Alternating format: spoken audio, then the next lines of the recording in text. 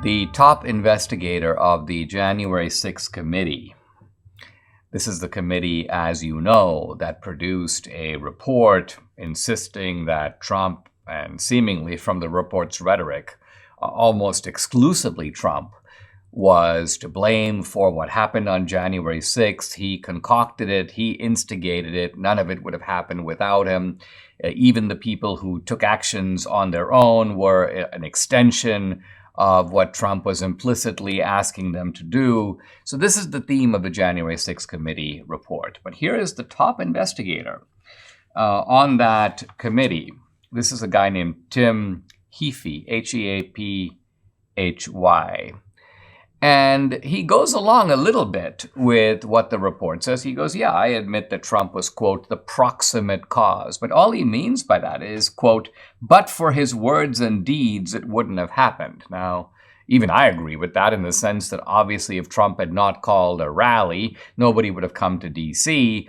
And in that sense, Trump was the proximate cause of getting people to the Capitol in the first place. But he goes on to say this, quote, that said, what happened at the Capitol was also affected by law enforcement failures to operationalize the ample intelligence that was present before January 6th about the threats of violence. He added, quote, law enforcement had a very direct role in contributing to the security failures that led to the violence. Now, what is interesting about this is not exactly that we don't know this. You know this. I know this. Politicians have spoken out about it. Media commentators have remarked on it. But this theme is completely missing from the January 6th report. Not only that, the January 6th report says the exact opposite. Here is Bernie Thompson, the chairman of the committee. In his foreword to the final report, he goes, quote, whatever weaknesses existed in the policies, procedures, or institutions, they were not to blame for what happened on that day. So now why does the January 6th committee, which by the way had a subcommittee devoted to studying intelligence failures and devoted to studying the law enforcement response, that subcommittee was then sidelined. In fact, it wasn't even called to testify. The question is why? The answer, of course, is that the January 6th committee wanted to tell a morality tale. And in the morality tale, this was kind of called the Liz Cheney morality tale, the good guys were the law enforcement, and the bad guy was Trump. So if that's your storyline that you're trying to peddle, then it's very inconvenient for you that the law enforcement community was a complete mess. Now, what Tim Heaphy says is it's not that there was an intelligence failure. See, there could have been law enforcement had absolutely no idea what was going on. There was really no good intelligence about what was anticipated.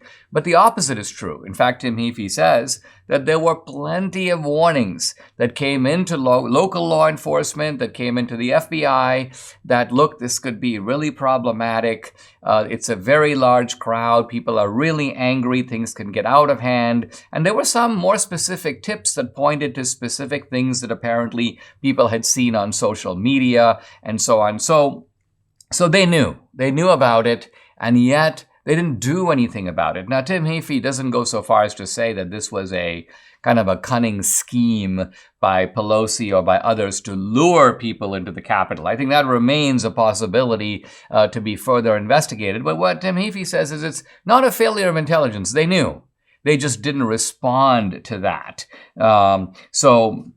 So he says, quote, there was a lot of advanced intelligence about law enforcement, about carrying weapons, about the vulnerability of the Capitol. The intel in advance was pretty specific, and it was enough, in our view, for law enforcement to have done a better job.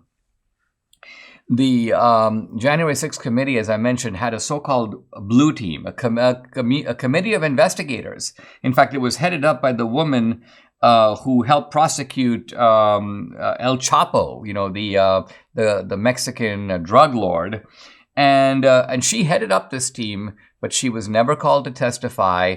And when NBC News that broke the story, in fact, NBC News, to its credit, interviewed this guy, the head prosecutor, the head investigator on January 6th committee, and they called Soumya Dayananda. No comment. She wouldn't say a word.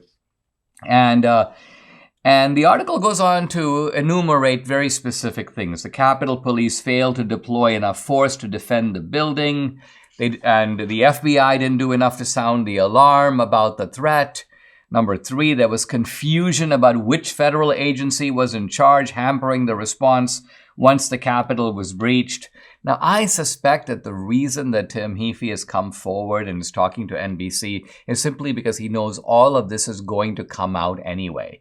The GOP House, what a difference, by the way, a midterm makes. The GOP House has an investigation that is just being launched on January 6th. They're likely to call these guys and say, wait a minute, in your opinion, was there or was there not adequate intelligence? Was there or was there not a sufficient response? So I think these guys realize this is going to come out anyway. We better put it out early as a form of damage control. But it's a vindication of what many of us have suspected from the outset, was that this wasn't just merely Donald Trump causing what happened on January 6th. There was a massive failure of law enforcement on that day.